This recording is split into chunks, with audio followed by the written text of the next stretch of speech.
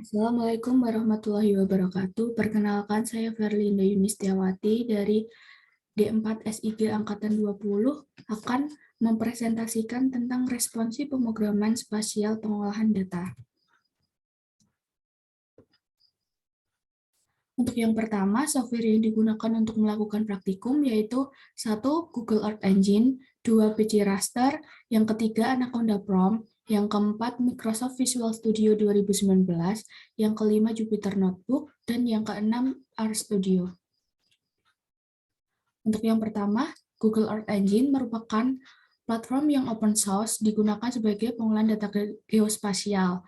Nah, penerapan dalam penginderaan jauh yaitu berbasis komputasi cold. Data geospasial diolah dalam dataset, kemudian disediakan 3 kategori data. Data tersebut meliputi MODIS Collection, Sentinel, dan Lancet. Pengolahan data geospasial menggunakan Google Earth Engine, menggunakan bahasa pemrograman JavaScript dan juga Python. Kemudian untuk penerapan Google Earth Engine, yang pertama pengambilan temperatur permukaan. Bahannya yaitu shapefile Bantul dan citra MODIS. Kemudian hasil yang diperoleh berupa tampilan area kajian, diagram temperatur, dan data temperatur dalam format Excel. Pengambilan temperatur permukaan bumi melalui Google Earth Engine melalui penulisan skrip dan juga pemilihan waktu mulai dari waktu berakhirnya data yang akan diambil. Nah, di sini menghasilkan data berupa area kajian yang sudah dikategorikan pada temperatur permukaan.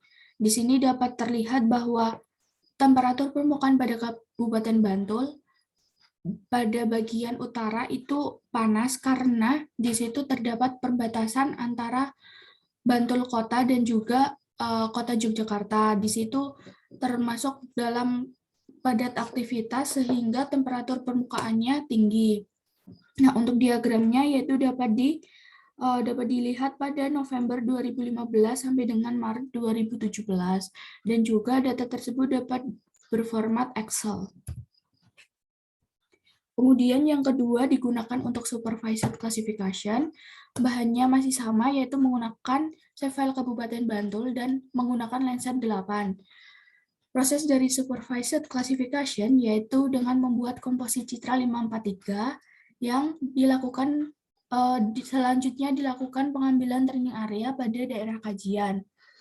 Kemudian hasilnya berupa tahapan training area dan juga hasil klasifikasi. Untuk yang pertama, gambar di sini merupakan hasil dari komposit citra 543 untuk mengidentifikasi vegetasi.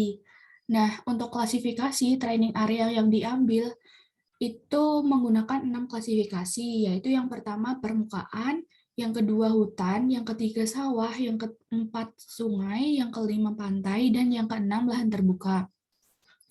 Hasil dari klasifikasi dapat dilihat pada gambar ini. Nah, di sini dapat disimpulkan bahwa sebagian besar wilayah Kabupaten Bantul itu merupakan area sawah. Hasil dari supervised classification pada Google Earth Engine dapat dilakukan ekspor untuk dapat dilakukan simbolisasi pada RMap yang dapat ditunjukkan pada gambar ini. Sudah dilakukan simbolisasi di RMap. Penerapan yang ketiga yaitu ekstraksi night light. Nah, di sini merupakan pencemaran cahaya pada Kabupaten Bantul. Citra yang digunakan NOAA itu untuk mengidentifikasi pencemaran, kemudian data yang diolah menggunakan script, termasuk mengolah smoothing data, menambahkan cat, dan menampilkan hasil dari 2 perekaman yang berbeda. Hasilnya yaitu berupa ekstraksi pencemaran cahaya pada tahun 2015 dan 2020 serta grafiknya. Untuk yang pertama, ini merupakan hasil dari pencemaran cahaya tahun 2015. Nah, di sini pada kawasan wilayah Bantul masih banyak merahnya. Nah, merah di sini berarti belum terdapat pencemaran cahaya yang berlebih. Untuk ke daerah kuning dan putih ini merupakan pencemaran cahaya yang tinggi. Nah, untuk tahun 2020 pencemaran cahayanya sudah mulai menyebar ke hampir seluruh Kabupaten Bantul. Paling tinggi itu berada di Bantul Kota atau Bantul Utara karena wilayah tersebut berbatasan dengan Kota Yogyakarta yang merupakan padat aktivitas dan banyak penduduknya. Kemudian untuk grafiknya dapat terlihat bahwa mulai tahun 2014 hingga 2020 pencemaran cahaya mulai tinggi. Kemudian pemanfaatan yang keempat, ekstraksi NO2. Ekstraksi NO2 atau nitrogen dioksida merupakan polusi yang menyebabkan hujan asam dan bersumber dari pembakaran batu bara, minyak, dan gas. Hasilnya berupa tampilan kadar NO2 Kabupaten Bantul 2019 hingga 2020. Nah, di sini untuk yang kadar NO2 atau polusi NO2 yang tinggi merupakan pada daerah Bantul Tengah. Nah, di sini karena terdapat kota Bantul atau Bantul Kota dan juga terdapat banyak hutan. Kemudian yang kelima yaitu ekstraksi slope atau aspek. Tahapannya yaitu menampilkan slope, kemudian menghitung parameter median lain, menghitung elevasi rata, dan menampilkan hasil dalam chart. Skrip inti yang digunakan yaitu A-train slope, A-train expect, mean, dan match. Hasilnya yaitu yang pertama ini merupakan slope, kemudian yang kedua merupakan scene yang tampak tekstur permukaannya, kemudian untuk slope dapat dilakukan tampilan lain, dan scene juga dapat dilakukan tampilan lain. Ini merupakan dari main elevation dan nilai SRTM dari ekstraksi, slope, dan aspek. Untuk yang keenam yaitu indeks vegetasi atau NDVI. Pengolahan NDVI dengan Google Earth Engine yaitu menggunakan skrip yang telah disusun untuk dapat menghasilkan NDVI. Band yang digunakan dalam menampilkan NDVI yaitu band 4 dan band 5 dari Lancet 8. Hasilnya yaitu berupa grafik NDVI over time dan juga cold max NDVI. Nah, di sini grafik NDVI over time dari tahun 2019 hingga 2020 menunjukkan bahwa dari Maret 2019 hingga Desember 2019 grafiknya beragam, naik turun, dan juga cold max-nya juga sama. Kemudian penerapan yang ketujuh, indeks vegetasi atau EVI. Analisis indeks vegetasi untuk melihat keterbatasan metode NDVI dengan memaksimalkan sinyal vegetasi dengan daerah biomasa tinggi, meningkatkan tingkat kehijauan dari pengaruh tanah dan sinyal kanopi, serta mengurangi adanya pengaruh dari kondisi atmosfer. Nah, di sini sebenarnya hasilnya berupa animasi yang jika di zoom akan melihatkan pergerakan yang signifikan. Software yang kedua yaitu penerapan pitch raster. Pitch raster digunakan untuk pemodelan runoff dengan menggunakan bahan data stasiun hujan, dam sebagian Bantul, titik lapangan, dan skrip. Pembuatan pemodelan runoff membutuhkan data petaklon karena dalam pitch raster dalam memodelkan fenomena data raster mempunyai jumlah kolom dan baris sama dalam setiap layer yang dilibatkan pada pemodelan yang sama. Hasilnya berupa konversi DAM raster to ASCII, konversi DAM ASCII ke pitch raster, peta clone, data local drain direction, dan grafik. Nah, di sini merupakan peta clone, kemudian grafik, dan ini merupakan data-data yang digunakan dalam pemodelan runoff. Kemudian untuk yang ketiga, penerapan Anaconda Prompt.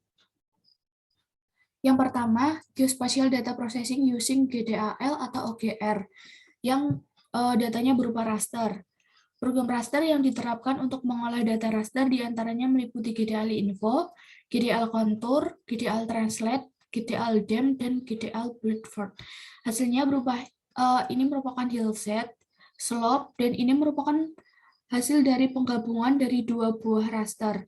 Yang pertama rasternya pisah, kemudian digabung menjadi satu kesatuan menggunakan pengolahan pada Anaconda Prom. Yang kedua yaitu Geospatial Data Processing using GDAL atau OGR dalam data vektor. Nah, di sini menggunakan OGR. Penerapan dari program vektor yaitu menggunakan OGR Info dan OGR2 OGR2. OGR Info digunakan untuk mengetahui informasi dari data vektor yang digunakan untuk melakukan konversi format data. Nah, di sini merupakan format data dari save file to KML untuk menampilkan titik-titik persebaran. Kemudian penerapan Microsoft Visual Studio 2019. Di sini build Geospatial Data Processing menggunakan GDAL atau OGR. Nah, di sini Geospatial Data Abstraction Library atau GDAL digunakan untuk membangun program Intersect untuk melakukan pengolahan data spasial. Program Intersect yang dibuat program Intersect ini dibuat menggunakan .NET Framework 4 pada Visual Studio 2019. Bahasa yang digunakan Visual Basic. Penggunaan menggunakan reference berupa GDAL dan GDAL native. GDAL digunakan untuk membaca format raster dan juga format vektor dari data spasial. Selain itu, pembuatan Intersect juga membutuhkan reference berupa spasial. Nah, hasilnya yaitu yang pertama, form main window yang digunakan untuk add layer, kemudian form intersect yang digunakan untuk melakukan intersect. Nah, hasil dari intersect dapat ditampilkan pada gambar bawah kanan.